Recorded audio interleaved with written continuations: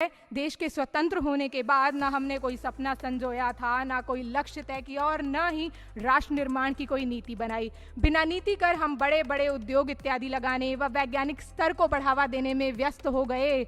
हम यह भूल गए कि कोई भी देश उतना ही सुरक्षित है जितना कि उसके नागरिकों का चरित्र। अतः नागरिकों के चरित्र निर्माण के बिना राष्ट्र की उन्नति संभव नहीं। तो नीतिगत एवं मूल्यों पर आधारित शिक्षा से नागरिकता का निर्माण करने में सर्वप्रथम दायित्व माँ बाप का होता है। तत्पश्चात अध्यापकों का महत्वपूर्ण योगदान होता है और जब अध्यापक और अभिभावक साथ साथ चरित्र निर्माण करते हैं तब सही मायनों में एक बड़ा और मजबूत राष्ट्र भरकर आता है। माननीय चरित्र वह ज्योति है जो सूर्यास्त हो जाने पर भी और सभी रोशनियां बुझ जाने पर भी अलौकिक रहती है।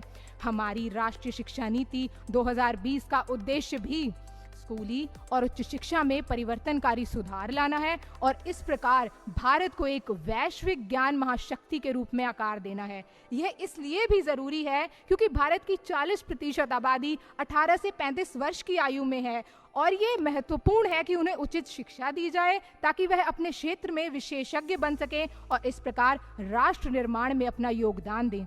महोदय, भारत के नागरिक होने के कारण यह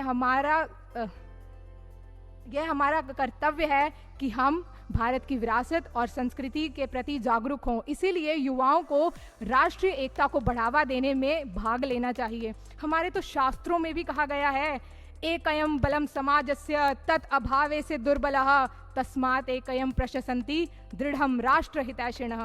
अर्थात किसी भी समाज की, किसी भी देश की जो ताकत है वो उसकी एकता और एकजुट प्रयासों में होती है। तो जो मजबूत राष्ट्र के हितैषी होते हैं वो सदा एकता की प्रशंसा करते हैं और उसे बढ़ावा देते हैं।